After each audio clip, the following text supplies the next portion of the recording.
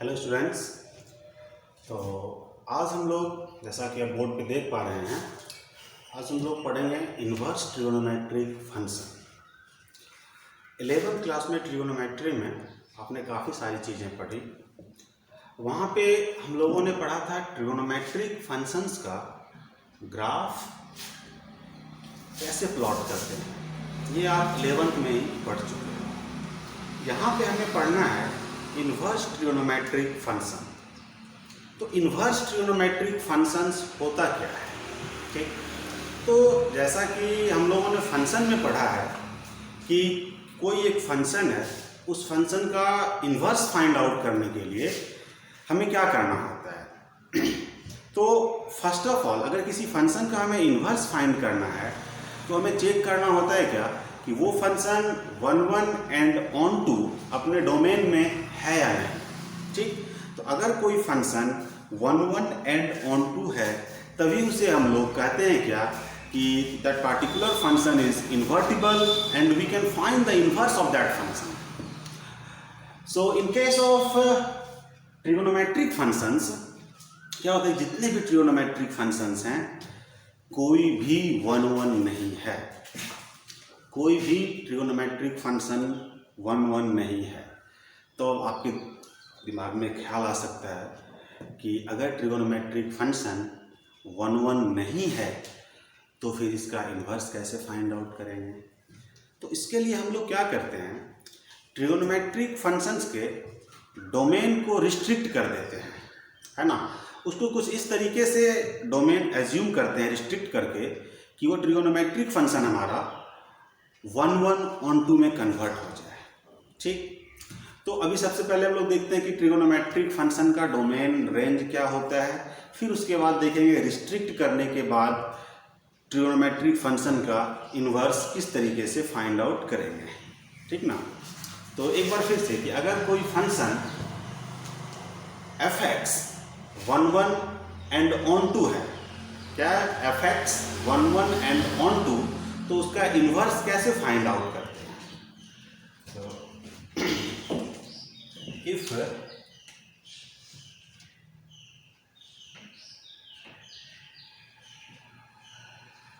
y equals to fx is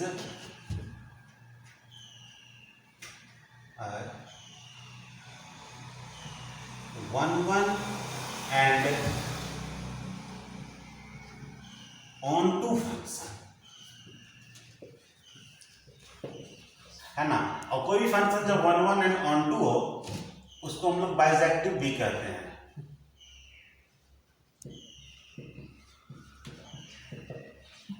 तो अगर कोई बाइजेक्टिव फंक्शन हो then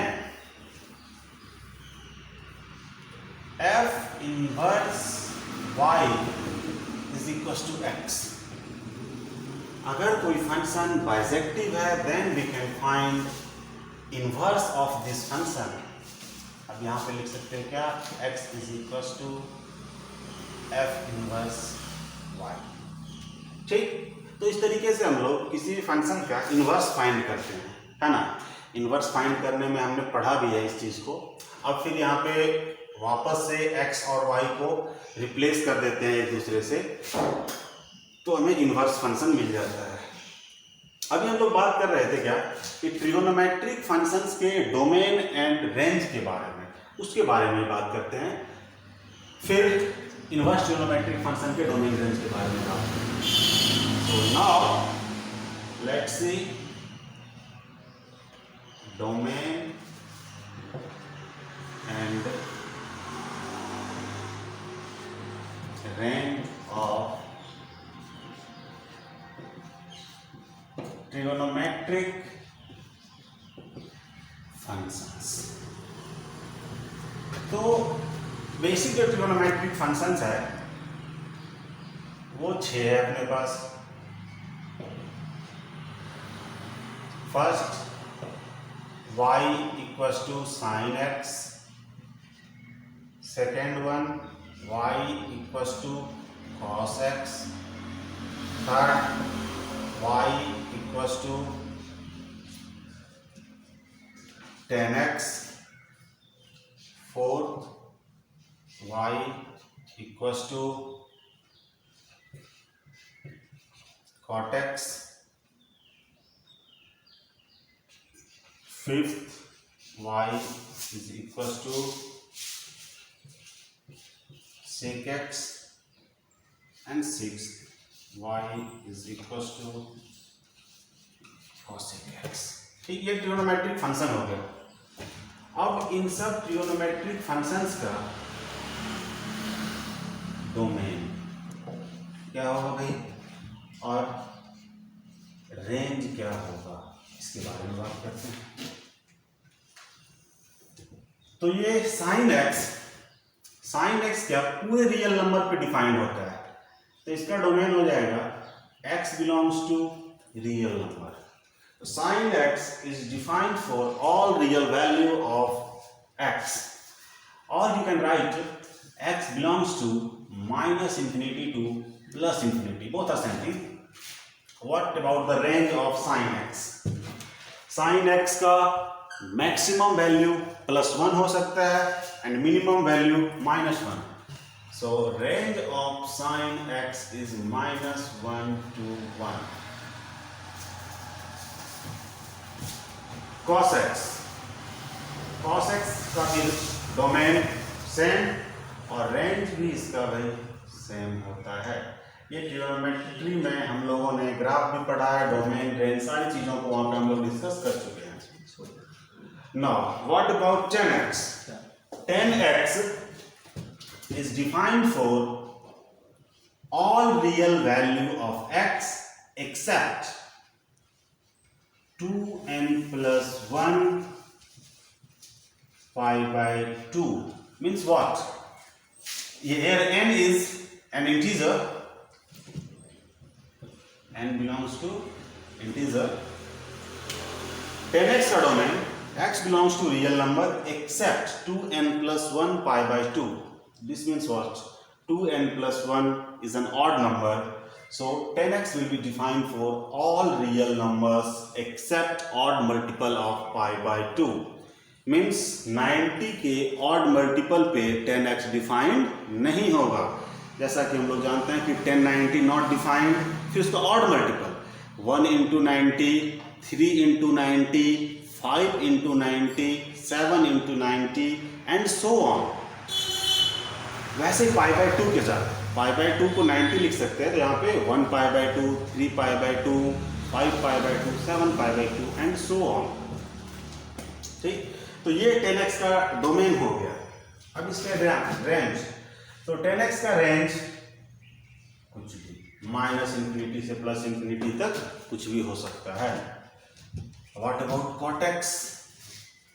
Cot x is defined for all real number except integral multiple of pi. Here n is also an integer. What about the range?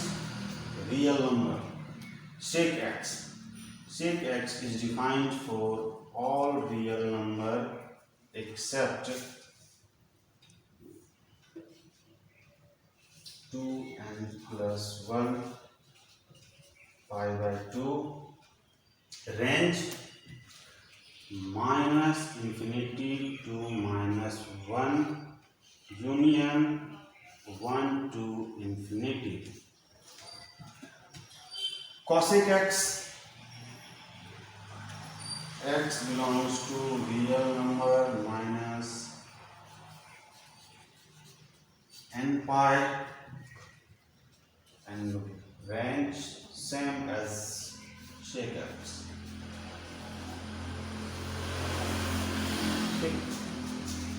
तो ये trigonometric functions का domain and range हो गया है ना, जिसे 11th में हम लोगों ने पढ़ रखा है।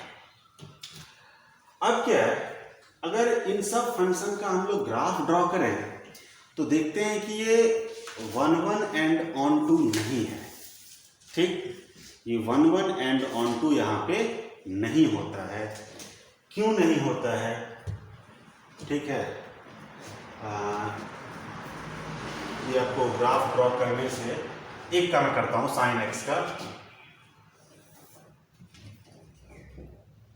y is equals to sin x. So when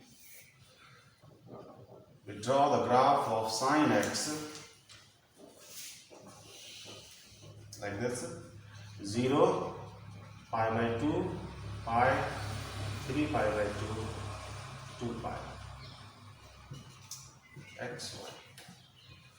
अब ये जो बता रहा हूँ ये समझ में आ जाए तो ठीक है, नहीं समझ में आए तो बहुत अधिक टेंशन नहीं लेना है इसके बारे में। आप 11th वाले ट्रिग्नोमेट्री को एक बार फिर से पढ़ो और फंक्शन चैप्टर को, तो फिर आप समझ पाओगे इस चीज को आसानी से। तो अब यहाँ पे sin x में क्या है, किसी फंक्शन को 1 1 है या नहीं है इस चीज को चेक करने के लिए एक बड़ा आसान तरीका है हॉरिजॉन्टल लाइन टेस्ट। किसी भी फंक्शन का ग्राफ ड्रॉ करते हैं, ठीक, और एक हॉरिजॉन्टल लाइन ड्रॉ कर लेते हैं कहीं पे भी, जहां मन करे, 1 और मोर देन 1, कुछ भी अपने मन से ऐसे ड्रॉ करते जाओ। तो अगर एक horizontal line parallel to X axis, if a horizontal line parallel to x axis cuts the graph of a function at more than 1 points, then that function will be many one. And here you can see this horizontal line cuts the graph of sin x at several points. This means what? For all this value, for all this input, you will get the same output. All this input, you will get same output. Means for many input, you will get the same output. So this function is many one, not one one. Now question is, how we will find the inverse of this function if y equals to sin x is not 1. So to find the inverse of this, we will restrict the domain. We will restrict the domain of sin x in such a way that it makes sin x 1 1 and 1 2. Let's see how we do all these things.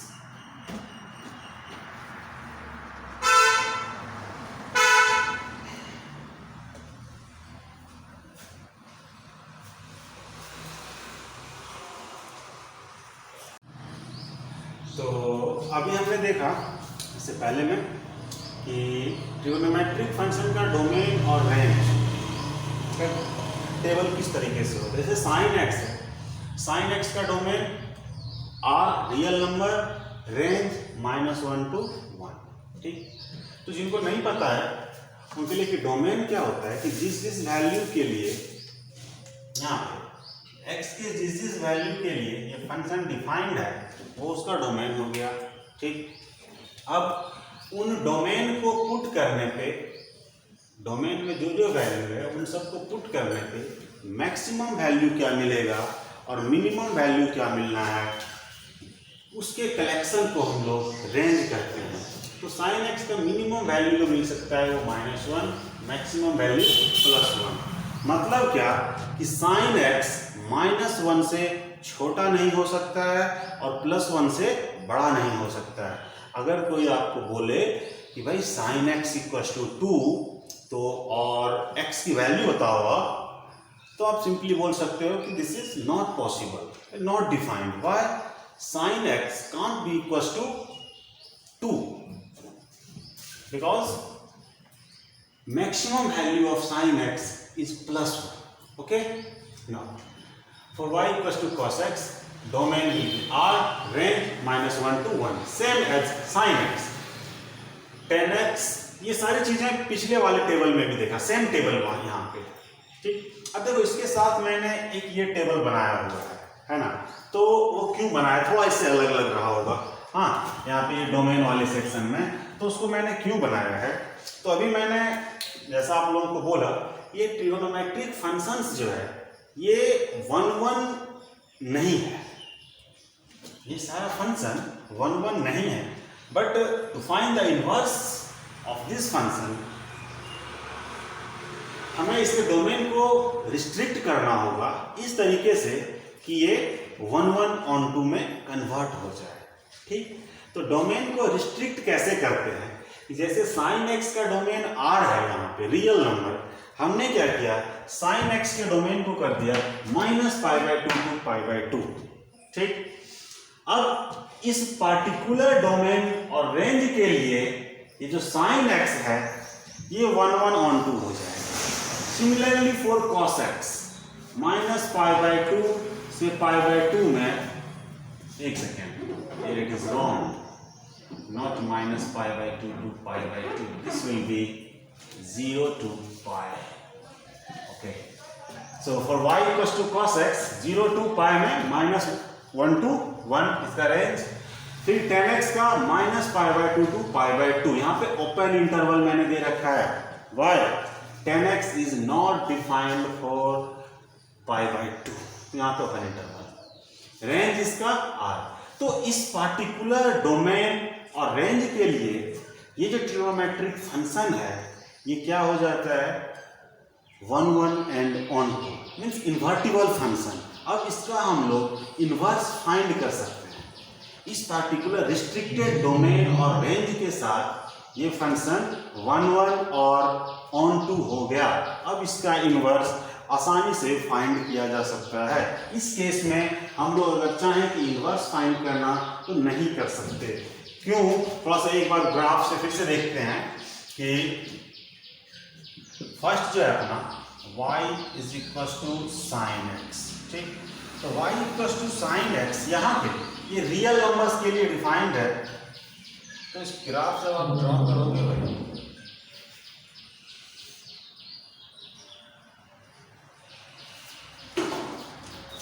this one is your y axis, x axis, maximum +1, minimum -1। तो इस तरीके से ये sine x का graph अपने आप को repeat करते जाता है। This point is π/2, π, 3 π/2 and so on. You have studied this. Okay, तो यहाँ पे ये जो ग्राफ है ये 1 1 नहीं है, लेकिन अब सेम साइन एक्स का ग्राफ रिस्ट्रिक्ट कर दे। यहाँ पे देखो ये साइन एक्स का ग्राफ जो है ये पूरे रियल नंबर के लिए डिफाइंड है, मीन्स 0 टू इधर +∞ तक चले जाओ, ये ग्राफ ऐसे अपने आप को रिपीट करते रहेगा, इधर -∞ तक ये अपने आप को रिपीट कर ऐसे ऐसे चलते रहेगा ये ग्राफ। ठीक ना, साइनसॉइडल वेव।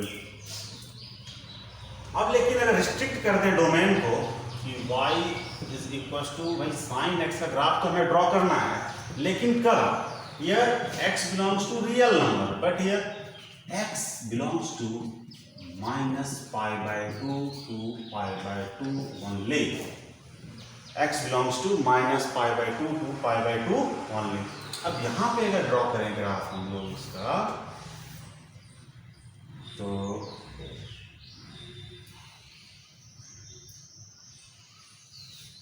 देखो ये 0, ये π/2, π,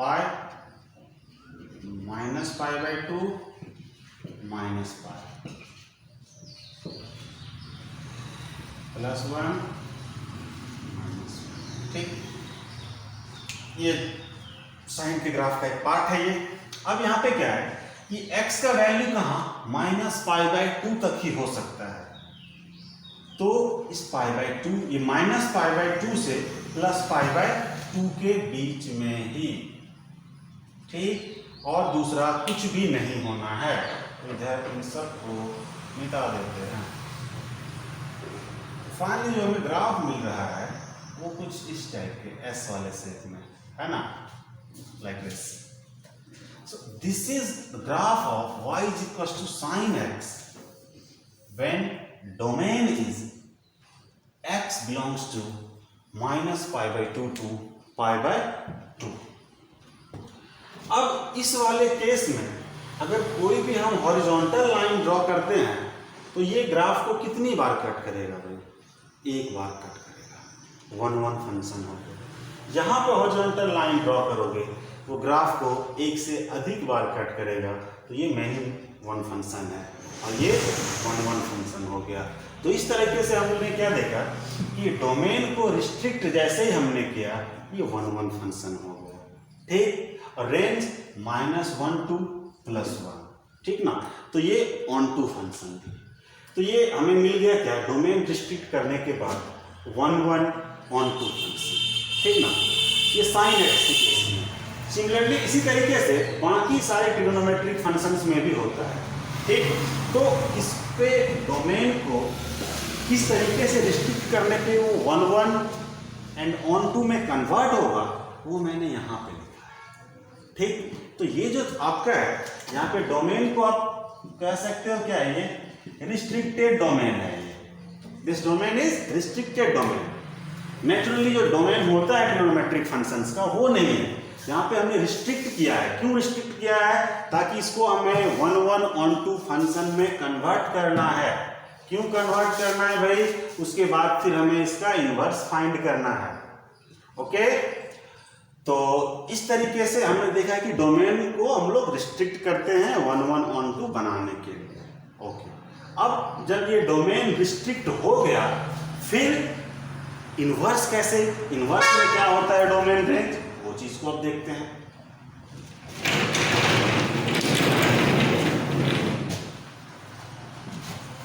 यहां देखते हैं, ये आपका रिस्ट्रिक्टेड डोमेन जो अभी हमने पढ़ा,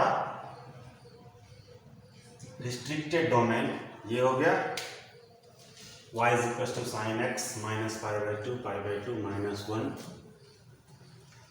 to 1 एंड सो इस तरीके से हमने भी देखा था, ठीक।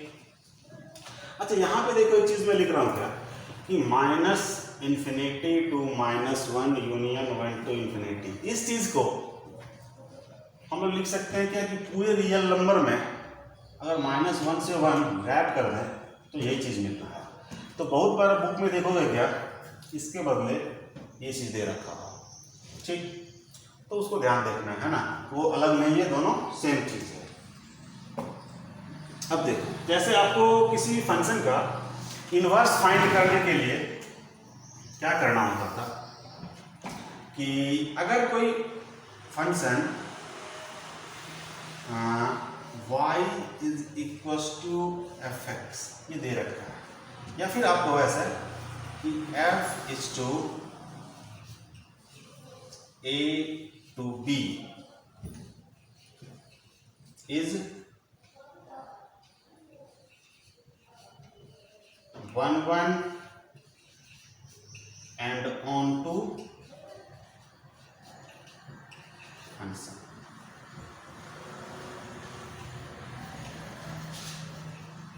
then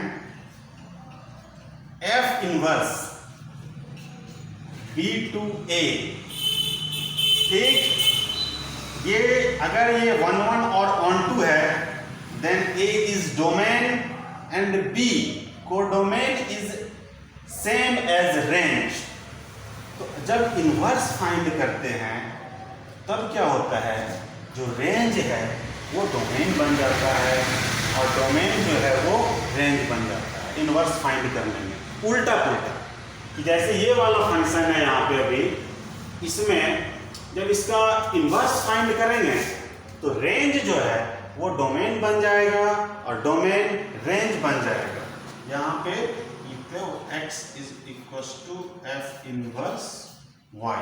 तो अब इनपुट जो आना है, यहाँ पे जो y का वैल्यू मिलना है, इस वाले में यहाँ पे जो इनपुट आप दे रहे हो क्या, x, that will be the domain and output will be y, which will be range. But when we find the inverse x = f inverse y, here input will be x.